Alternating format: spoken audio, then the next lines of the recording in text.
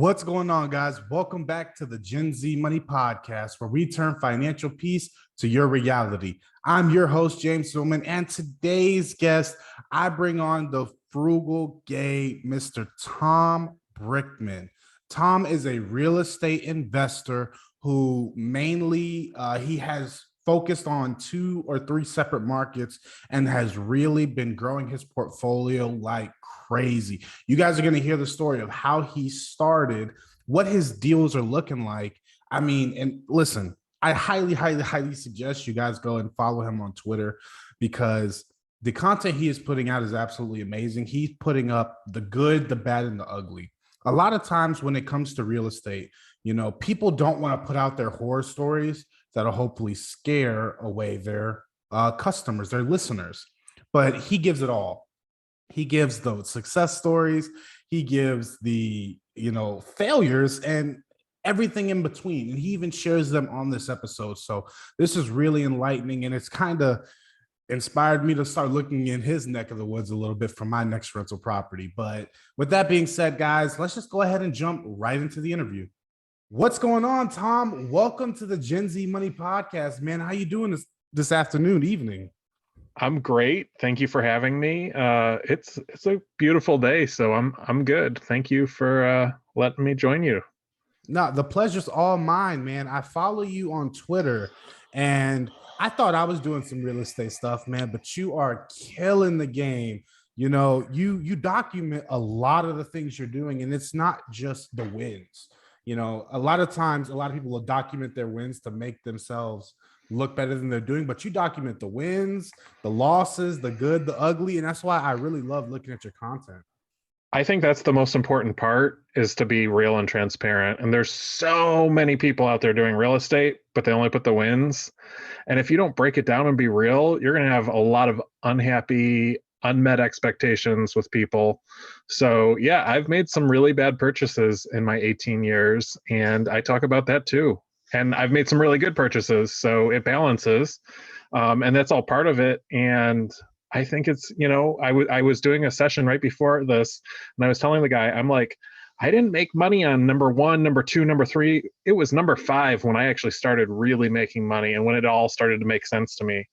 And I'm like, if you're going to go into this, and he's talking about getting his number 1, I'm like, you need to know that there's not going to be a lot of profit for those first couple ones. And he's like, I understand that, but if I don't spell that out, I don't want people going in there being like, well, why am I not on vacation in Puerto Rico this week? I have 2 rental properties, and I don't like that. It's not real. So yeah, I love that, man. Setting the expectations up front. And I think being completely transparent is what it separates the good content creators from the great ones. But Let's start back at the beginning of your story, Tom. How was money talked about and viewed as you grew up? So I am the oldest of 4. I grew up right outside of Cleveland, Ohio, and my father was a police officer. My mom stayed home with the kids, and we were always on a budget, but we owned our house, and we were tight, but we paid our bills. So we were never struggling to get food on the table, but we never had an abundance. Like, I remember weeks where we'd go to the grocery store and we had that $40 budget that week, and these are the 5 meals that we're going to have that week, because that's what we have money for. So it was openly discussed. I knew as a child what a budget was, which a lot of people are like, what are you talking about? We did not live in credit card debt where some people continue to swipe those. And when I do coachings too, I'm like, guys, we got to kill this credit card debt, because you can't buy anything. They're not going to loan you money, and if you have this mountain of credit card debt. But so that was an advantage that I had as a child, was we didn't dig ourselves into credit card debt. We talked about money. I got guilted by my parents into saving money off the bat. When I'd get like $20 on a birthday card, they're like, you should put 10 of that in the savings account, and I would. So it was openly spoken about, which is not the common. So that was upper hand I had. Yeah, I think that's great. The fact that you knew what your weekly grocery budget was kind of amazes me because that's just not something that parents want to talk about. And, I don't blame them because I guess there can be some shame around that, especially when it comes to raising children. Like, you want your children to have the things they want, but you also have to be realistic. And I think that the fact that they did share the budgeting with you, they did share the grocery allowance with you, and they proved to you, like, listen, we are not going into debt in order to give you the things that you want in life. I think that that is way more valuable than anything else that they could have, taught you. And so that's a great footing where you were in the middle ground, where you weren't in poverty, but you also didn't have an abundance. And that kind of started the frugal gay thing, back then, where budgeting was not a um, stress topic. For sure. For sure. I mean, I was at that, like, by 10, if I wanted it, I had to go work for it. So if I wanted something, I'd go mow lawns and get $10 or $15 for mowing a lawn, and then I could go buy something that I wanted. But I was just always in that mindset, I remember having to put things back at the store because I didn't have enough money for it. And that was just, we'll save up and we'll come back and we'll buy that next week once you have the extra $5 or whatever it was back in the late 80s.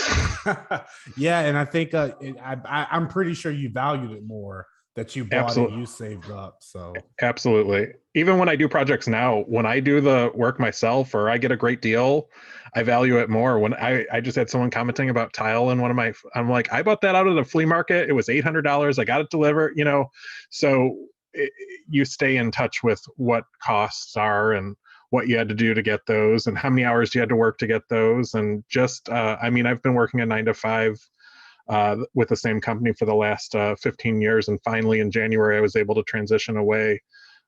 So it was a lot of weekends and holidays worked to get to where I am right now. And that's another thing that when I do threads on Twitter or I talk with people, it wasn't overnight. It wasn't easy. There was a lot of buildup that got to 20 rentals, which is what I have right now. yeah, I mean, it sounds like after 15 years, you were an overnight success. I mean, that's what that's the image, yes, but it was not. Yeah. Yeah, it's a lot of people. People will look at you now and may think, "Oh, that guy's so lucky." Oh, he's they will discredit what you've done. And I just want to give you the wise words of, I guess I'm not very wise, but there's always going to be those people, honestly. But let's go ahead and get into it, right? How did you discover real estate, and how did you realize, like, okay, because you've always been able to budget, able to save, it sounds like. So how did you find real estate, and how did that story come about? I think it was like second or third grade. I remember my dad bought a rental property and it was a few blocks over from where we lived. And I thought it was the coolest thing in the world to be able to go collect rent with him. I remember going and painting with him on a weekend. So it was just kind of, my family was in it. They weren't in it big time. This was his first rental. He just happened upon a good deal. And that kind of got the wheels rolling. So by the time I was ready, I was 21. I was a senior in college. I worked at Gap at the time. I was like, I want to do house hacking, but it wasn't even called house hacking back then. So I bought this duplex right by the university. It was a $90,000 duplex, and I lived in the ugly upstairs, which my grandma and my dad told me to, and we rented out the nice downstairs. And the tenant at the time, she paid $600 a month, and my house payment with tax and insurance was $738. And I didn't know anywhere I could live for $138. So I'm like, this all sounds good to me. Sign me up, and I will live in the ugly unit because I only have to pay $138. Yeah, and I assume it was just you. You weren't trying to impress anybody by where you lived. You were about the cha-ching at the time. I was as frugal as I could be, and I didn't want to have a roommate anymore. And I'm like, I can afford $138 without having any kind of roommate. So it was different being a landlord at 21 because I look back at the things that I would argue with a tenant over, and they're things that I would never even think about arguing with them now over. But I learned and I went and it was hard at the beginning because I remember I spent every penny I had at the time to get the down payment and get the house. And then like 3 weeks later, I had a furnace go out, and that was a very expensive. I think at the time maybe it was a $2,000 furnace, and I didn't have an emergency. I wasn't as set because I just spent all my emergency fund making that purchase. Okay, so knowing what you know now, uh, so I kind of give leeway, right, on the first property. I kind of tell people like, listen, especially when it's like a house hack where you're lowering your expenses, you're getting a property under your belt. I kind of give leeway, like, look, if you got to put most of your money into it, do it. You're gonna learn so much, and it's a little risky. You were 21 at the time, so you still had a long, long life to recover if things didn't work out. But of course, you probably wouldn't do that now, like put your whole emergency fund into purchasing a property. No, I learned that the hard way, and I got cocky after that, and I bought door number. So it was a duplex, and then when I was 23, I bought a property, and I had no business buying this property. It was right outside of Cleveland, Ohio. This is the one I talk about a lot on Twitter because I lost so much money buying this property and trying to rent it and trying to hold it. But no, going back, I would never throw all of my money in. Even when I buy doors now, people ask me like, how much do you set aside for each door? And I mean, I've got my emergency fund where it can be touched immediately. If I have a roof fly off, if I have a furnace go out, I mean, investing in Toledo, Ohio, furnaces go out every year. I have them cleaned, I have them checked, they're replaced. But every single winter when it's like 2 degrees out, at least one furnace goes out every year.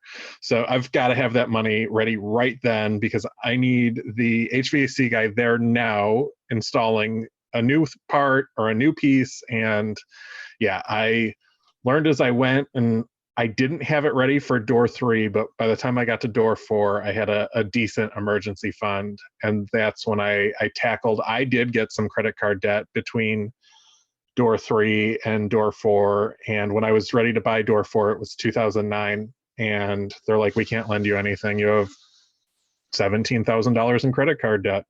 So I went and got myself a job at Ross, and I did retail every weekend, and I paid it off in a year. And I went back and I bought door number 4. Okay, so let's go back for a second. So initially, when you started at 21, you purchased your first house hack, and that was the purpose of the property, was to house hack it. Door number 2, you bought at 23, where you still had no emergency fund or anything like that. And did you buy this as turnkey? Were you trying to flip? And what year was this that you were purchasing these? So it was 2004 and 2005. And then the next property was 2009. But that door, it was technically door number 3, and it was in Cleveland, Ohio. And I was like, I don't want to live in Toledo anymore. I want to be close to family. I want to take a job in Cleveland. So I bought it with the intention of living in it, which I only lived in it about 10 months. And then I took a position in Texas. And that was in 2006 when I moved to Texas. It was just it was a single family house, and I tried to rent it out when I moved to Texas, and I didn't have a team built. And that's one of the things that people shoot me DMs all the time, and they're like, why don't you invest in Kentucky? Why don't you invest in Florida? And I have a solid team in Texas, and I have a solid team in Ohio, and I've sent my Texas guys up to Ohio for huge projects, and I'm super comfortable working with them. And when I hand them a check for $5,000 or $10,000, I know that they're not going to run away because they've done 20 projects with me already. And we have that established relationship at this point.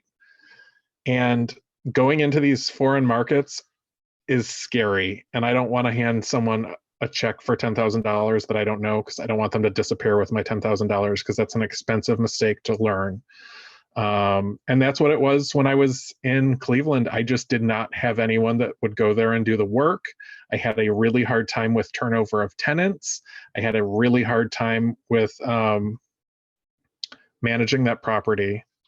And my going to college in Toledo, I had friends, and I could always count on a friend to go over there and check this or do that. And I just didn't have that. in Cleveland. So that was my dud.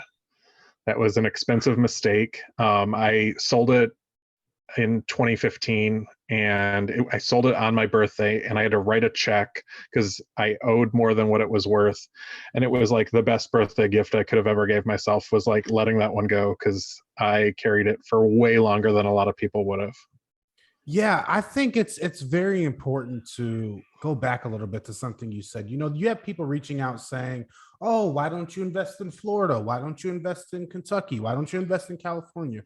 And all these things. And I think that that is probably one of the things that's one of the things that slow down investors the most, especially in the beginning, right? They want to build a team in Florida. They want to build a team here and there, instead of mastering the market that they know, building a team there, getting all their systems in place, getting things running, have a proof of concept, and then expand outwards. And I think most of the time you get it from people who are, okay, I'm gonna be humble when I say this, but not experienced, not as experienced as you. So, and I also want to go back because I'm looking at the years and ages you bought. So you bought a property at 21, then you bought a property at 23 and 26. So I just want to point to that because this is, a podcast directed towards Gen Z. And sometimes I have people on who, they bought 5 properties their first year, and when they started rolling, it was like, rolling down a hill, a heavy boulder. And it's not always like that. It's not always the case. Sometimes you'll get one property one year and you won't get your next property for a couple years. And I like how, for me, my properties are about a year apart with purchases. So it just brings a more realistic feel to people to realize, like, listen, you do not need to start like a bullet out of a gun. You can start very slowly, start with the fundamentals like house hacking, like you did, and then slowly build your way up. So, and then one thing I want to just get clarification on. You said you got $17,000 in credit card debt before you could purchase your third property. What you spend that on? Was that lifestyle or was that improvements? That was definitely lifestyle. Moving to Texas, new furniture in Texas. I did have an eBay business going at the time, so I'd buy inventory. And then when I left Cleveland, I just kind of abandoned my inventory and had my mom donate it all. So I was starting a couple different things. Between when I left Gap and I ended up with the company that I was at, I had job gap in there. So it rolled up. I mean, it was the early 2000s. So I wanted a DVD player from Target, and, it creeps up real quick back then. I mean, it just, things that you don't even think about. I remember standing in line and applying for a Target card and getting that DVD player and being so excited that I actually had a DVD player. But there are things that I wouldn't even think about now. So at the time, was there any thought in your head like, man, my parents would be disappointed in these purchases, or were you kind of just living to live, I never carried credit card debt. And then I remember it was like a 0% interest. And then the financial crisis of 2008 happened, and they're like, okay, it's 12.99%. And I'm like, oh my God, I have like $8,000 on here. Now I have to pay 12% interest. This is ridiculous. So no, I never thought my parents would be disappointed, but I took out more than I could handle. And as I paid it back, and I worked the weekends at a retail store to pay it off, every full check from those working 2 days a week went to that credit card. And it was so satisfying, every other Friday when I got paid, just going and cashing it and then just handing it right over to the credit card company to knock it down. That takes a certain level of maturity to realize, like, listen, I got into this mess and it was nobody's fault except mine. So now I'm going to give the credit card company my weekends, and I'm going to be working my butt off in order to get that done. And you said you got that cleaned up within a year. And so there are still people who are paying minimums or trying to get out of that cycle. And this is just proof that it is possible. You have to do what others are not willing to do in order to get what others will not get. Definitely. Okay. So, all right, you get out of credit card debt. It's 2009. You purchase your third property, and then you establish your emergency fund. We got that timeline. And Yes. Yeah. Once the credit cards were done, that emergency fund was critical. And I kind of, my timeline at that point, starting in 2010, was at least one property a year. There were a couple years where I bought, like, I would put out offers because prices were so low. And I believe in 2013, I bought three properties that year just because I put out three offers at the same time and all three came back accepted. And I'm like, I'm going to find the money somewhere. I'm going to figure this out and I'm going to make these work. And I did. But yeah, 2010, that emergency fund was in place. And it's obviously grown over the years as the number of doors have grown as well. But at that point, when I was on to door four, I knew the importance of having it ready because I had gone through enough mess ups along the way from 2004 to 2010 to know, okay, I could have a furnace go out. I could have I had a break in at a unit and I had to fix the doors. There were all kinds of things that popped up in those first couple of years. gotcha. So this is actually, I don't think I've really been able to discuss, this topic on the podcast with the guests. Now I'm thinking about it. So you owned properties prior to 2008. So you actually lived through the downturn. You were investing during the time and even following it. Can you talk a little bit about leading up to the 2008 crash and how you felt during that time or any obstacles you faced during that time? Absolutely. When I bought the house in 2005, it was like sign a piece of paper and here are the keys. Like it was just like the easiest, super crazy loan. And that's why there was a financial crisis. And I didn't even know at the time, but I just went and I signed, like, I think I signed the application while I was purchasing the house. It was that type of loan. And they're like, here's the keys. So then when I got to 2009, I talk about this because I felt like it was financial trauma. And I was trying to buy a 2-bedroom, 2-bath condo for like $26,000 in Dallas. And when I went to go get that loan, which is a tiny, tiny little loan, it was like traumatic.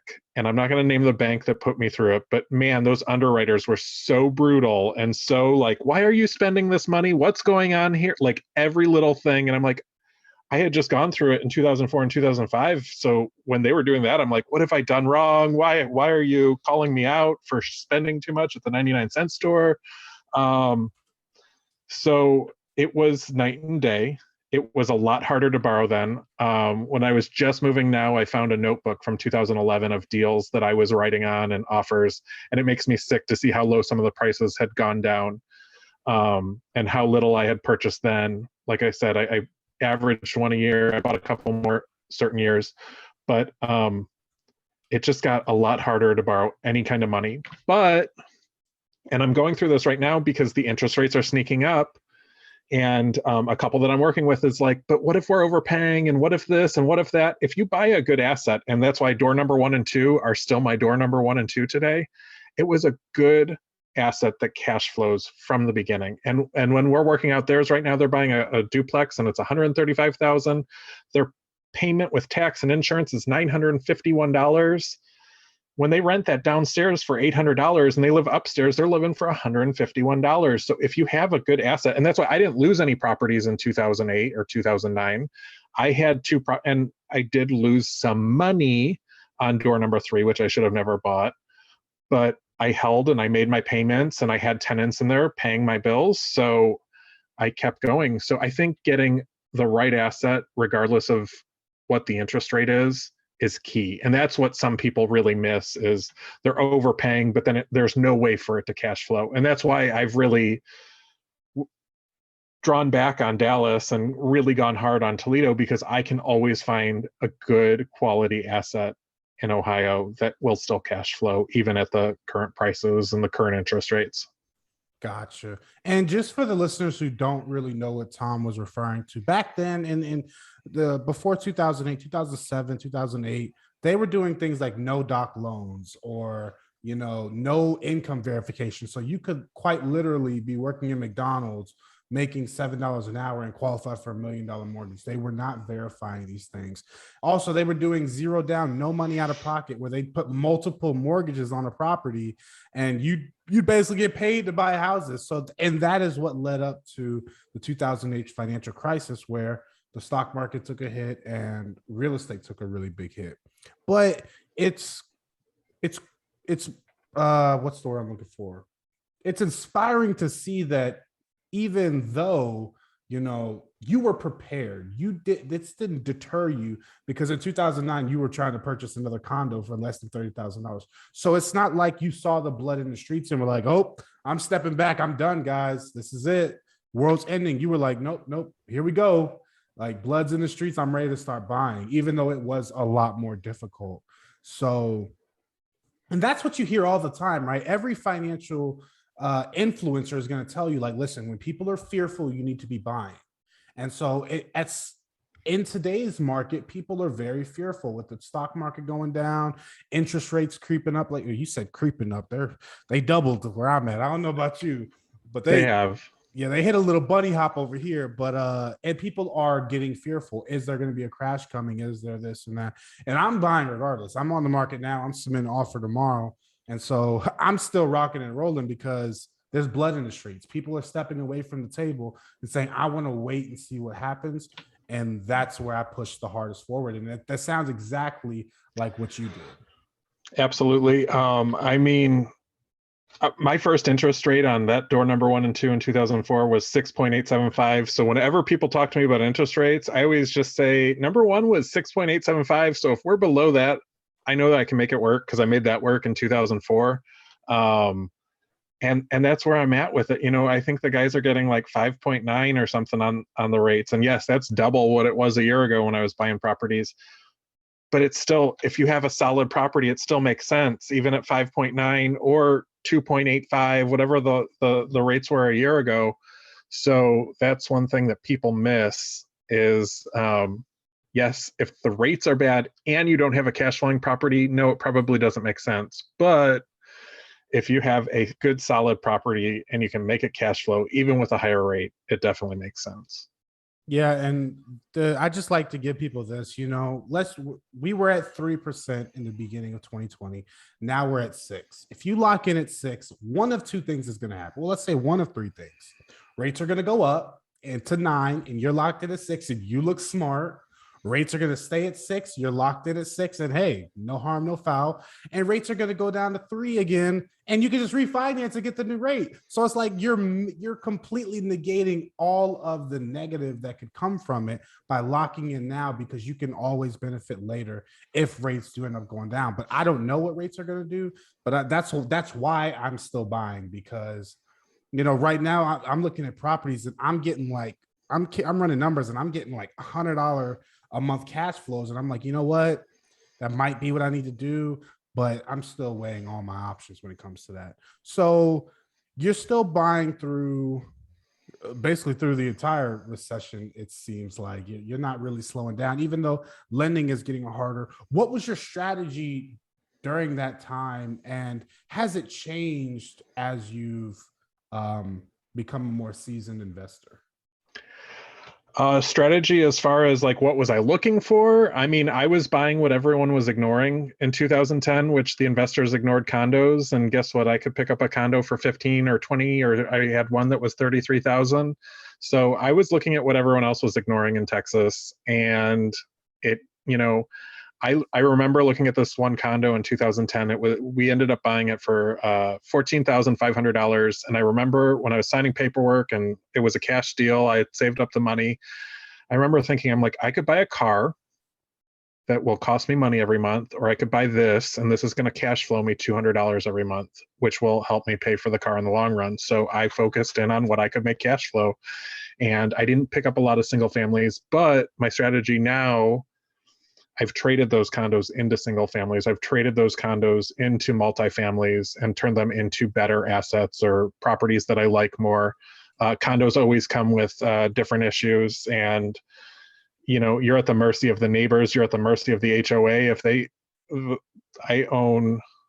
I own 3 condos still right now because they're in great complexes where the HOAs take really good care. The rents are really high. Everyone wants to be in there because they're well taken care of. And those are the ones that I held on to. And then the ones that I had to fight to get the neighbors to do anything or take out the 18 piles of trash that are in front of their door, I've sold those ones because they didn't make sense for where I am in the investment journey. Gotcha. And so I know from seeing your content, you're into value add properties. You're trying to buy properties that need, is that what you were doing with these condos, or were you doing just rent when they rent ready turnkey? Were value adds? What were they? Always value adds. And because I had very like shoestring budgets, it was always what could I get my friends to do? And I had a friend who worked with me who was really crazy good at tiles. So all of my properties got crazy. We would just go crazy on clearance tile and just tile my apartments. So those always set them apart. And we would do wallpaper. We would do whatever made it stand out to be the nicest one in the complex. So when I went with a higher rent at that $14,000 one, I think I started renting it. It was like $425, but by the time I sold it, it was $910, and that was one of the higher rents for that complex.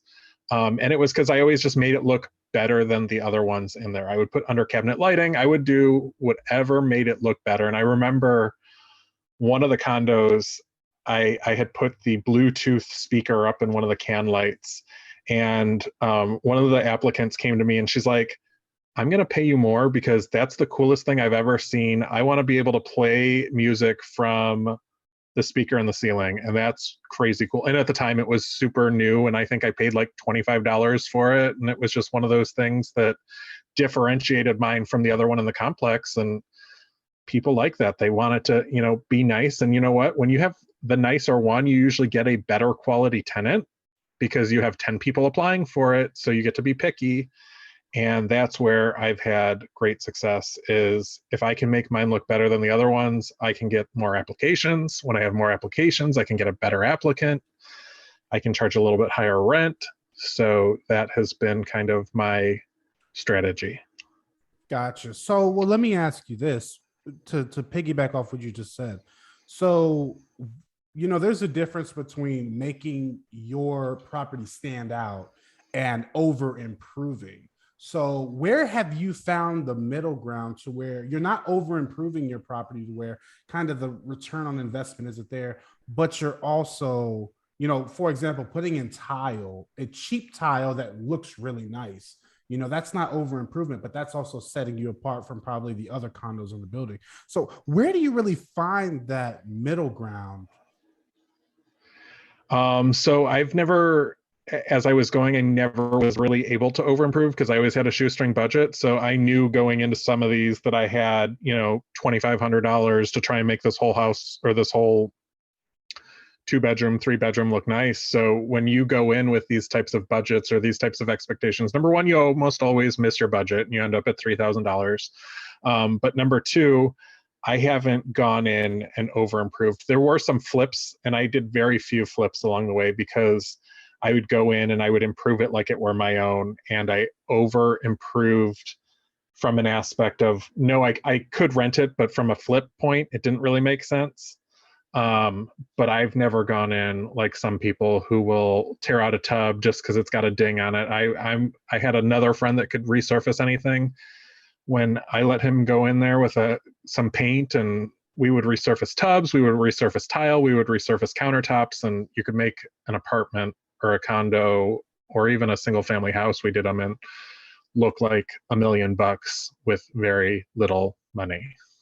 Gotcha. So, well, I guess that just rolls right into the next question is like, how are you funding these lower price deals? Because I hear all the time, oh, James, the bank won't lend on anything less than $70,000 or, and each market is different. I assume that when you're investing in a market that has the lower priced houses, the lenders in that market are used to lending that low. So how are you funding these smaller purchases of like $11,000? Are you just big ball and saving up, or how's that? So big ball and saving up at the beginning, but now like earlier this year, I bought a $25,000 property that I'm putting $20,000 into it. So it's going to be a $45,000 investment. I've ignored the big banks and I've looked at the credit unions and I've looked at the local banks because they're the ones that are going to loan to you on a $25,000 or a $50,000. They, especially if you're local and you have a rapport with them and you have an account with them, they're more willing to look at that stuff. And I know the majority of the big banks will ignore you if it's under $100,000. So I saved up and other things. I mean, I got creative. When I bought a hoarder house in 2020, I took out a personal loan because I couldn't get anyone to loan me any money on it because it had a hole in the ceiling and there were animals running in and out of the house. So I just got creative with how I was financing it. And that was one of those where I was talking to a hard money lender and they were asking me way too many questions and going like way too far into this hoarder house, which I hadn't even made it all the way through at this point because it was hoarded. And I remember just going on one of my bank's websites and I started filling out the thing for a $50,000 personal loan. And it was in my account the next day. So I have gotten creative over the years. Gotcha. So you just mentioned a personal loan, which it's not leveraged against the property, it's leveraged against you. Were there any other loan types? Like I know you can get 203k construction loans. You mentioned hard money, business loans, line of credits. Was there anything else you were using, or was it just kind of personal loans? So I did personal loans. Now I'm doing more portfolio loans. I'm doing line of credit loans. When I bought a commercial space in 2018. Door number 1 and 2 was paid off, and I found a local credit union that does equity lines on rental properties that are 2 doors or less. And I'm like, hey, does this property make the cut? And they're like, yes. So I used an equity line from one house to buy that commercial space that also couldn't get a loan on it. I've bought a lot of stuff where traditional lenders are going to scoff at you. And now that, I was filling out paperwork for that commercial property and they were collecting less than $10,000 a year from it in rent. And last year I collected almost $32,000 in rent just by doing the improvements on this commercial space that I bought with an equity line that everyone else ignored. Yeah, that's all. So you basically tripled your gross income on that, or tripled the gross income on that property. Yeah, Yes. but that's great because you're not just again. I hate to generalize, but people ask me questions and things like that, and they're like, James, what if the bank doesn't lend on this, or what if once I get to 10 properties and I can't use conventional lending, what am I supposed to do? And when you look at all of the options afforded to you, if you want it bad enough, you will find a way. Now, taking a personal loan, what are the risks? You have a higher interest rate, normally a lower loan term, so you're not getting like a 30-year, maybe like a 1 year, 2 year. I think I took a 4-year and it was like 8.99% interest, but it got me this great asset. And by the time I was done fixing it in 6 months, I did a refinance. I paid off my personal loan. So I had to struggle for 6 months and make that the high payment, the high interest loan. But it got me a fantastic asset. That's one of the best properties in my portfolio right now. And if I just, shrugged my shoulders and walked away, I wouldn't have that right now. And that's what a lot of people, I remember another investor looking at the property and they were offering less than me. And sometimes you have to do some work to figure it out. And that's what a lot of people will stall on, is trying to find, even getting a hard money loan would have been hard on this one. And that's what, when I was looking at it, I'm like, you know what? I need to figure out a non-traditional way to get money into my account and get this thing into my name, because this is a great asset. I'm definitely going to clip that. And here's why, because that's what separates you from the rest. You want control of the asset. You realize, if I can get this asset at this price, I'm going to figure out a way to make money. And that brings me back to a recent story that I had where I'm shopping for lenders for this purchase, and I'm getting pre-approvals and I'm putting in applications. And there was one lender where the bank she works for offers ARMs, and with interest rates going up, I'm considering just getting an ARM. And for those who don't know, it's an adjustable rate mortgage that your interest or your APR is fixed for either 3, 5, or 7 years, and then it adjusts after that. And I asked her, I'm like, hey, can you send me the interest rates for your arms to just for me to evaluate and just see what that'll do? And she said no. She was like, I don't want to give you an adjustable rate mortgage, because the interest rate changes and you can get stuck in a pickle. And I'm trying to explain to her, like, I completely understand how it works.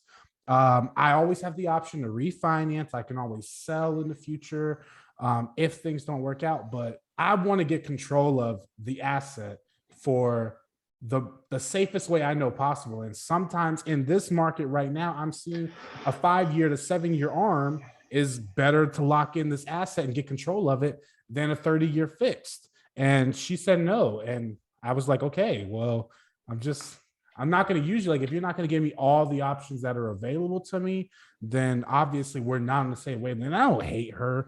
I'm sure she had all the love in her heart. She sees a 23-year-old kid and she doesn't want him to mess up his future. And I 100% get that. But you have to be able to take some level of risk in order to play the game sometimes. So I have a family member who's buying a great asset right now, and she is doing an arm, and I totally support her on this because when we run the numbers, it makes sense. And you know what? In 5 years, when this expires, she may be in a spot to just pay off the rest of the loan in cash and be done with it. So it makes sense for her where she's at. And I used to, scoff at arms, but where we're at right now with the interest rates, she's like you're saying, everything you're saying. I think she's at 3 point something, and it makes sense for her where she's at right now. Yeah, exactly. I think the most important part, especially when evaluating purchasing an asset like this, is you need to look at every single option that is on the table. And as soon as you like, I was totally against arms when rates were 3%. I wouldn't even look at arm way. But now that rates have doubled, it's a lot harder to find cash flowing assets until rents catch up to prices and stuff like that. This is a temporary. This is the get. I want control of the asset at the end of the day, and I will Definitely. do that in the least risky way possible. And sometimes it's an arm, but yeah, it's just the fact that you're able to take out a personal loan and say, look, this isn't a forever thing, but this gives me control of the asset until I can figure out a better way. And a lot of people may think, whoa, Tom, that's risky, bro. You're going to lose you're going to lose it all. You're going to go bankrupt. Come on now. But in reality, we know that it's okay. It's okay to take risk. It's okay to take calculated risks. And sometimes you just have to look at all of the things available to you. So next, let's talk about, because you invest in multiple markets. I see you post about Texas, mainly Dallas, and Toledo, Ohio. And ever since I found your stuff, I've been looking at Toledo, Ohio, to be honest with you, because you could buy houses cash out there because of the prices are crazy. But with that being said, let's talk about, and you alluded to earlier, building a team, right? So can you go over when you're building a team in Dallas or in Toledo or even Cleveland, if you plan on buying more there, who are you looking for to who is your Avengers? Who is your Captain America, boots on ground? Who is your, what does that consist of? I have a general contractor in both Dallas and Toledo that I can call for pretty much anything. And even if they can't fix it, they can show up and the tenants want to see someone. So I can get someone there, in a half hour to an hour. And then the other team members, I have a really good plumber in Toledo. I have a really good HVAC in Dallas. So as you go, I have a guy that can do my resurfacing. I have a guy that can do my tile, but those general contractors are the most important because they can show up at the drop of a hat. When you have, in Dallas, we had a bunch of frozen pipes, and every single one of my properties had frozen pipes, and they were, had to go from unit to unit to unit. In Toledo, I had a bad storm go through. I had a branch that went down, blocking 2 tenants into their units. So I need those people that are going to show up. The tenants want to be heard. And the second that they see someone there, even if they're not able to fix it, every time I have an issue, at least they see that I am trying to actively fix it. And that is what sets you apart. And from a good landlord to a great landlord. And if even if you can't fix it immediately, they see someone there. Or when I have those furnaces break in the middle of January, I've got my general contractor will go pop over my $2 $10 space heaters that I bought at Big Lots on clearance a couple summers ago, just so they see, okay, we know that it's broke. We're trying to fix it. Here's some space heaters to get you by until we get the part in. And that is so key. And so many people ignore the building the team part. And that is like one of the most important steps, in my opinion, because if you don't have a team, you're not going to be able to run over and space heaters. You're not going to be able to run over and fix the broken pipes and turn off the water immediately.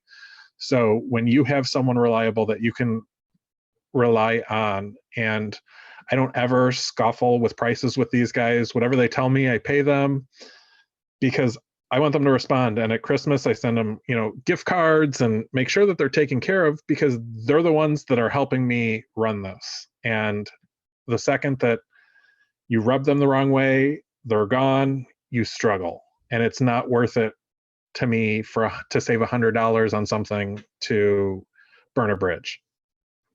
Tom, you're killing me, man. You're killing me with all this. These are gems. Oh my goodness. People need to really, really, really absorb what you're saying because these are absolute gems. Like the worst thing being in real estate is if you do not answer your phone. If you do not answer your phone, if you are a landlord, if you are a contractor or an agent, you are going to destroy relationships. Being able to get someone over there to where the tenant knows, like, if I call my landlord, I know someone is going to be here within 24 hours or same day. That the peace of mind that the tenant gets, the level of trust, level of security they get from that is worth all of the profit in the world. Because I love to say this about real estate. The property is not really the asset. It is the tenant. The tenant is your asset. So when you're taking care of them, that is what's going to make your portfolio go much better. And then taking care of your team, right? Showing them that you appreciate them, not haggling them for every little thing. If your general contractor has to wake up at 6 o'clock in the morning to go over to this property and they charge you an extra $100 because it's after hours, you should not be trying to haggle them. Well, Billy said he'd go over for 50. Like, no, that's not the time. They have a family too. They're trying to run a business. So taking care of them and not, haggling them, especially when it comes to when you have so many doors, the extra $100 isn't worth losing that relationship and burning that bridge. That's why, like, with my property manager, man, they built their relationship with their vendors and they trust them. And so because they trust their vendors, I trust my property management. I'm not trying to shop deals, right? I'm not trying to, I can get somebody over there for cheaper. No, you guys trust them. They've been working for you for years. I trust you guys. I've been working with you guys for years. Therefore, it is what it is. And we're going to get it done. And I just think that is a big gem. And I wish that's what separates the slumlords from the actual real estate investors. The reason that I love real estate is because it's really a people's game. And a lot of people don't like landlords until they have a really nice one. And they appreciate them so much more. You know what? I've been in a position to do I've done it 4 times now, but there's nothing I love more than turning a good tenant into a homeowner. And like, I've got one in Toledo, Ohio that I purchased back in 2017. And last summer I was able to, I own the note on that, and he basically pays me instead of the bank, but he owns that house now. And when I went back a couple weeks ago, I got to meet with him and just chat with him. And it's so exciting going into the house now because it's immaculate. And I love when a tenant will take care of a property, and he's not a tenant now, he's a homeowner, but he took me down to the basement and he's putting up walls and changing out windows. And I love being in that position where I can turn someone else into a property owner. And that's like one of the best things for me. And you know what? He would not have been able to get traditional financing. So without me financing him this way, he wouldn't be a homeowner. So, and he'll own that outright. I think he's got, 8 years left on the note. But that's his house, and he has pride in ownership of it. And it's just I've had it work out. This is my 4th time. I've had it work out well. The 2 of the 3 times prior. And that's being in that position to make someone a homeowner. That's kind of an awesome perk of this that people don't even talk about when you're able to do these types of things. And it's I don't know. It's one of my favorite things that I get to do is turn a good tenant into an owner. Yeah, I think that, and I guess that's just, it's another form of giving. You know what I mean? Giving them the opportunity to say, listen, you were a great tenant for, let's just say, 3 years. I have no doubt in my mind that if I sell you this property and I hold the note, that you're not going to be great for the next 6, 12, 18 years, however long that is. And so, especially if you trust the tenant, they're taking care of the property as if it's their own. The next step is to make it their own. And you're not losing out 100%. You're probably getting interest, and they're not losing out 100% because they get home ownership. That is, at the end of the day, that is the American dream for most people, is to own their own home. So it's phenomenal that you're able to afford that opportunity. And I hate to say it, but it's because you're building long-term wealth that you're able to afford them that opportunity. So, guys, all rich people aren't evil, right? There are some good ones. There's some good ones. So, Tom, do you think, and it's just your personal opinion, do you think people should focus on building their team first and then hitting the market, or building your team in the market after you've either purchased or you're under contract for a property? I think building the team as soon as you can. I have people who DM me and they're like, "Hey, I'm still $10,000 in debt," and I'm like, "You're $10,000 in debt, but you can buy a $15 pack of cards and start passing them out to people. And when you meet people, or you meet people at work and their spouse does this or their spouse does that, now is when you start building that. Even though you don't own anything, and on that business card, you can put real estate investor, just so you start putting your name out there and say, hey, I want to work with this person. Or, I mean, some of my best team members have come from passing out cards at flea markets and passing out cards. I got a deal that I bought this year that I gave him a card in 2019, and he inherited this house and he didn't want to be a property owner. So I think now, before you are even investing, is the best time to start building the team, and just at least making the contacts. And just because you have a really good plumber doesn't mean you need to ignore all the other plumbers. Put 4 plumbers in your phone. So if one won't answer, you can go on to the next one or the next one or the next one, and know that they'll respond. I love that, man. I love that. So, just to finish that up, you're currently buying in Dallas. You said you're kind of stepping away as prices increase and interest increase, and you're also buying in Toledo. Do you plan on expanding outside of those, or as those are the markets and there's plenty of opportunity there for you to continue purchasing, holding, and flipping, or whatever that is?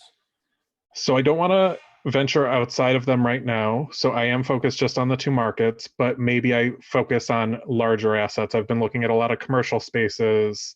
Maybe I go into, instead, right now, my largest is a 4-unit building. Maybe I go into a 9-unit or a 16-unit building. So expanding in that way, but not expanding outside the market, because I know that there's lots of opportunities in both markets still. If it ain't broke, don't fix it, man. If it ain't broke, Exactly. don't fix it. That's why people are telling me, yo, you should look at Florida. No. I got a market right an hour away. Numbers still work. I'm good. Like I got a team over there. If it ain't broke, don't try and fix it, man. All right, Tom. So you just kind of gave one where moving up to commercial properties, but do you have any other short-term goals that you hope to accomplish within the next 6 months to a year, whether it's just in finances or real estate, specifically? So transitioning away from my 9 to 5 has been an adjustment, and I've been doing a lot of coaching. And when I have someone that I am coaching that's just as excited about real estate as I am and can see how they can actually build wealth with this, that drives me. Like, I had 2 coachings earlier, and it just pumped me up for this. So continuing to expand on my coaching, continuing to expand on the frugal gay. I want others to see that they can do this. That's why I put gay in my title. So other people that are LGBTQ see that they can do this. Anyone can do it. My coaching clients are not necessarily gay, but I want everyone to see that they can. Real estate is attainable. And just because you have a bad experience, because I get that a lot too, where I've bought a property, I didn't have money to replace the roof, I didn't have this in place, it was a terrible experience, I'd rather just be a tenant for the rest of my life. You can really build wealth. One of my favorite things to share on Twitter is I worked at a movie theater for 15 plus years, and I gave up a lot of nights and a lot of weekends, and my average salary was $55,000 a year. I would not have built the wealth that I've built if I didn't invest in real estate, if I didn't buy that 1 or 2 properties a year. So it opens doors that you would never have in a traditional 9 to 5.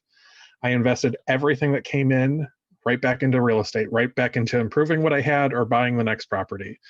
As I venture on through this year, so building up the frugal gay, I purchased 1 property in Dallas this year. I purchased 2 properties in Toledo when I was up there a couple weeks ago. I think I'll get at least 1 more property by the end of the year, if not 2, and just continuing to grow the portfolio. I always said that I'd stop at 10, and then I just got to 10 and kept going and going and going. So right now I'm on 20. I am selling 1 property in Dallas, but selling that 1 property in Dallas is going to open up some bigger opportunities to bigger projects.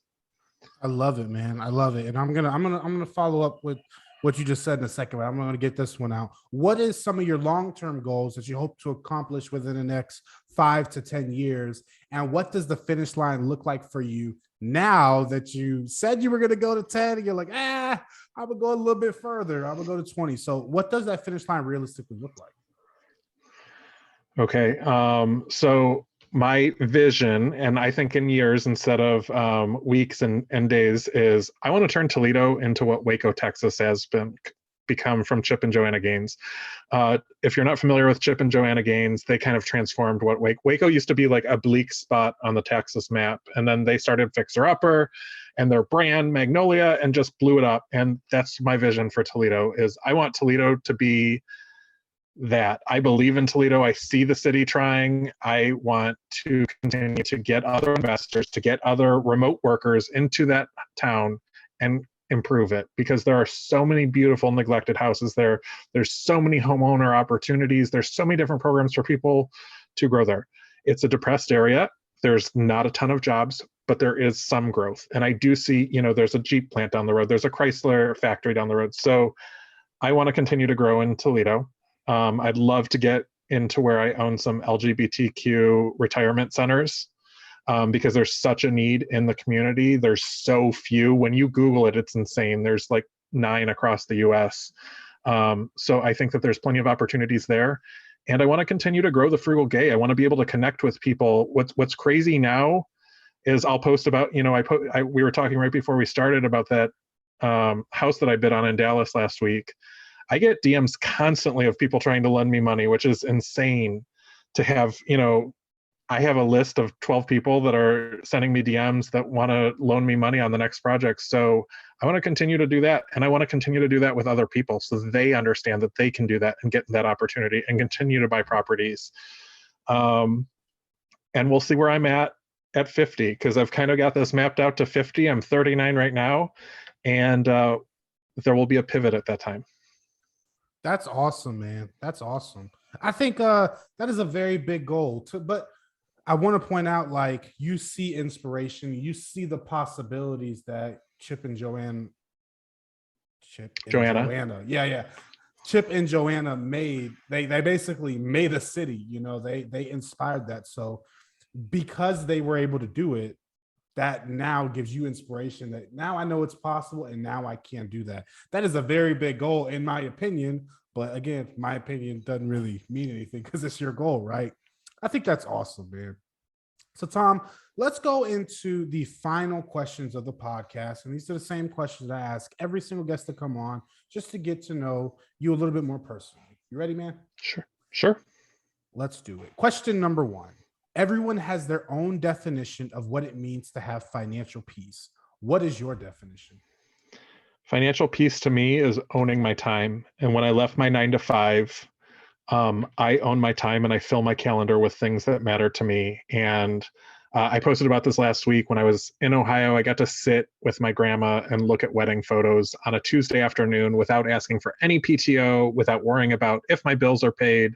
So financial peace to me is owning my time and being able to decide what's important and what I want on my calendar and what I don't really need to worry about anymore. That's awesome, man. I think you're at a point where people dream about being able to leave their 9 to 5 permanently and not having to worry about all of the stresses that come with it. So you are living people's dreams right now, but you weren't, you're an overnight success after 15 years of hard work. You know what I mean? So, exactly. Okay. Question number 2. if there are listeners out there that want to start building wealth and they have no clue where to get started, what would you tell them? Get rid of credit card debt. Get rid of any debt that you can. Don't wait for someone else to fix it. That's one thing that I see a lot of people waiting for. What if student loans get written off? What if this happens? Don't wait for it to happen. It was wild. I had one coaching client that had like $2,300 in student loans. And once we paid that off, she's like, it opened up doors. So don't wait for someone else to fix your issues. You can fix this. And you know what? She didn't really want to pay that $2,300, but the second she paid it, 18 doors open for her so she could buy her first property, so she could get an equity line of credit. Her score jumped like 100 points. So don't ignore your issues. Start. I love that, man. I say it all the time on the podcast. Like, you want control what you can control. You cannot control what they're doing in DC. And so the choices they make should not dictate how you live your life. You know, if you can control getting out of this debt, especially student loan debt, I don't understand why that one is such a juggling ball right now that people are on the tip of their seats for. But yeah, I 100% agree, man. I always tell people, like, the government isn't going to bail you out. I mean, it's the sad reality we live in. The best course is just control what you can control, and I tell you, pay it off ASAP. Definitely. Question number 3, Tom. If there's one thing you could advise everyone to avoid doing to build wealth, what would it be? Buying the wrong asset. And I mean, I say that because of my purchase in Cleveland. You just have to know what you're buying. Don't jump into, I was doing a coaching session and the guy's like, I'm talking to you because of FOMO. I'm fear of missing out. I'm seeing so many people doing this. Don't do it uneducated or unresearched. That's what I'm trying to say. I have a friend that just started investing in Toledo, and I'm like, girl, you got to get up to Toledo and check out Toledo, and don't buy a house that you wouldn't live in. So don't invest in something you don't understand. Don't do it just because everyone else is doing it on TikTok and Twitter and Instagram. Do some research and then start doing it that way. And this is one big thing, because I had someone shoot me a DM and they're like, I have 8 doors in Toledo and I'm losing money every month. And I'm like, well, where are these doors? And they gave me the zip code. And I'm like, that is the roughest, worst zip code in Toledo. You should not. I know that things are super cheap and they're giving them away for super cheap. But if you want to make money, don't invest in something you don't believe in. And that's all, that's my number one thing with people is, if I don't understand it, I don't want to invest in it. I really appreciate you saying that, because I was actually going to follow up, because FOMO is real, and people see people becoming billionaires off Bitcoin and Ethereum, crypto, NFTs, cyberpunks, and then they see you, like, you're an influencer and you're making big moves in Toledo. So the natural response is, okay, Tom is doing it successfully in Toledo, so I need to go do it successfully in Toledo. So the fact that you're sitting here saying, like, listen, I might be doing it successful in Toledo, but you don't know what I know about Toledo. So you need to come up here, get to know where you're investing, what assets you're buying before you do it. Just because I found success in it doesn't mean you will. And I wish that more influencers would spread that message. It kind of goes back to sharing your losses. You'll hear about a crypto investor hitting one specific crypto and making absolute bank, but they won't tell you, like, listen, guys, I've invested in the 500 of them in this one hit. And so being able to say, like, listen, this can go really, really bad. It's not all upside. You need to pay attention, get knowledgeable. I really appreciate you saying that, because, again, that's a part of the financial independence community that I don't think we're sharing enough of. That's why even I talk about index funds all the time on the podcast.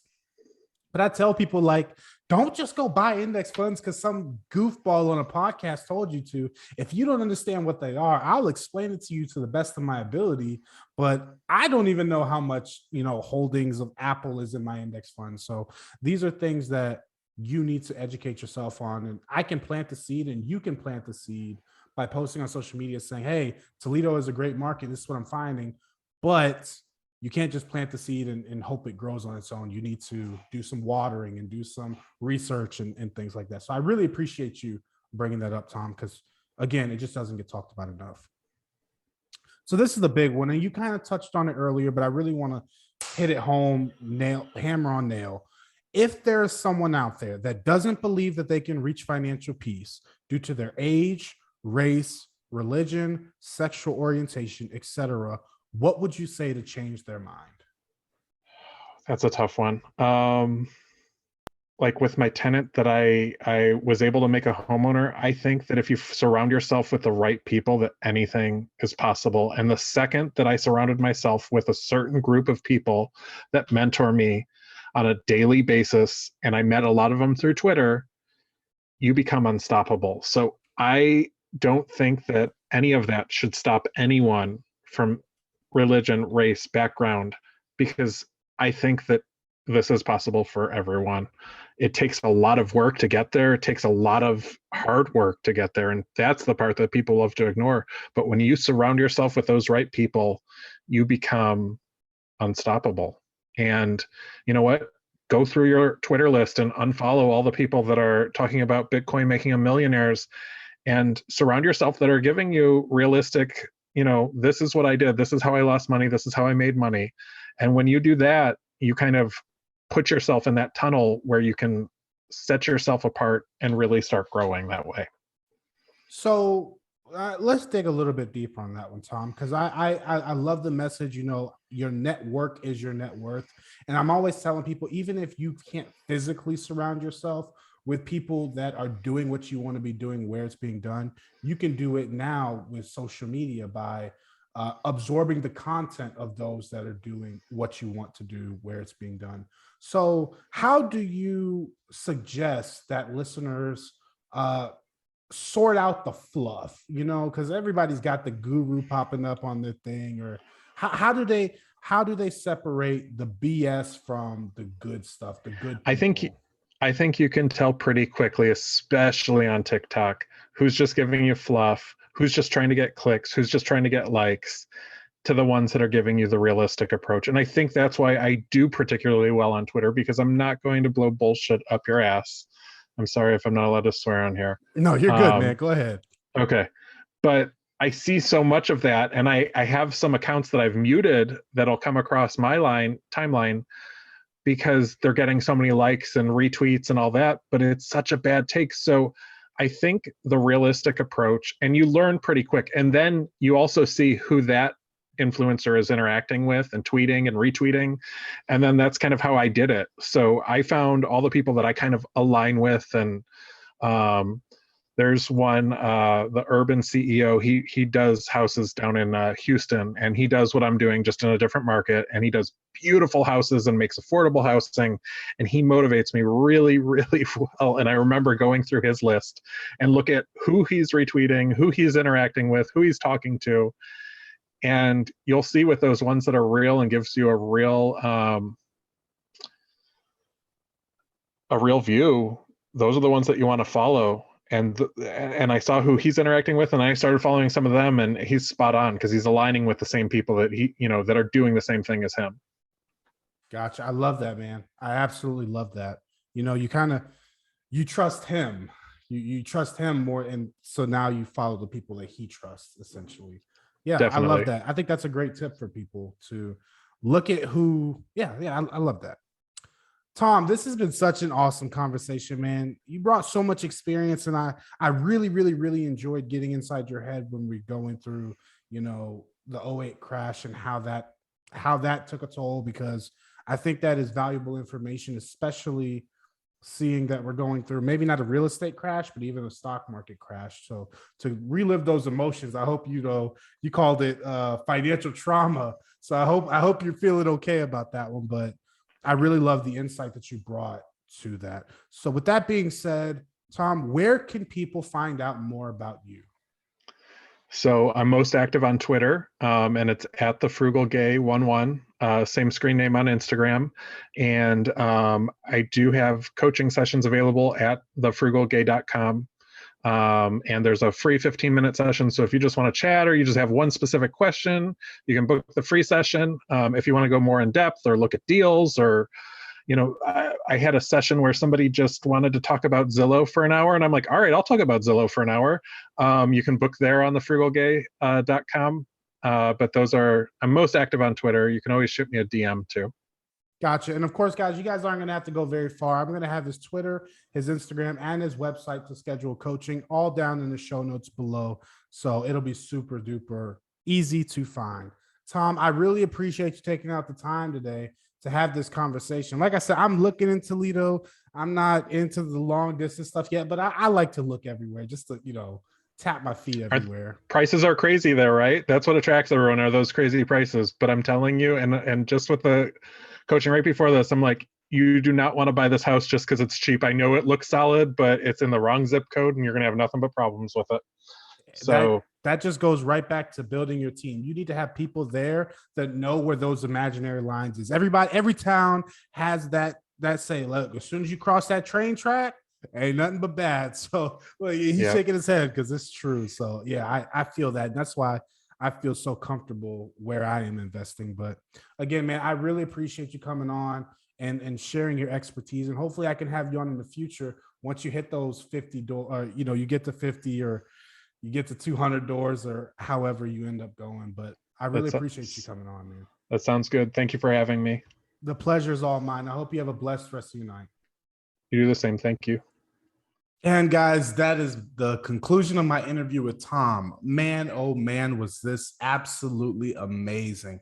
He goes over how he's purchasing these, rehab worthy properties and his big dreams of, turning Toledo into, putting it back on the map, right? A lot of times the reason cities like Toledo, Ohio fall off the map is because the properties there get dilapidated, they get neglected. And if there's someone with enough wisdom, enough knowledge, and enough inspiration, they can come in and completely change the market.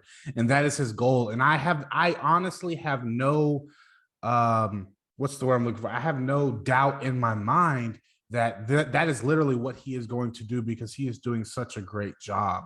I mean, purchasing a house for $11,000, like, let's be honest, the house can't really go down much from that price. So your downside is almost minimal, but your upside is phenomenal, especially you do 2-3 properties in that neighborhood, guys. I'm telling you, it's crazy. So I really, really enjoyed this conversation. I think he has brought a lot of inspiration, especially seeing how he started. Being my age, my snowball is rolling very, very, very slowly. So it's good to see that his snowball also started very slowly, where he was only getting a property every 2 years or a property every 3 years. And now he's getting multiple properties a year because he let the compound interest effect take over. And so now his returns are compounding and he is gaining momentum. And that's a big part of why I started this podcast now, is because I'm just starting. I am that train who is moving 1 mile an hour, 2 miles an hour, and everyone is going to start there. But sooner or later, you're going to get up to 60 miles an hour and you're going to be rolling, and nothing is going to be able to stop you. So that is truly inspirational. I really hope you guys enjoyed. Of course, remember, you guys can always reach out on social media. If you want to be a guest on the podcast, I have the application on my website that's down in the show notes. All of Tom's information is also going to be down in the show notes, his website, his Twitter, and his Instagram. You guys can make sure and go follow him there and reach out to him. But without further ado, guys, we're going to get up out of here. I'm your host, James Bowman. And always remember, you're only as secure as your ability to perform. So spend your life accumulating assets that can perform for you. Later, guys.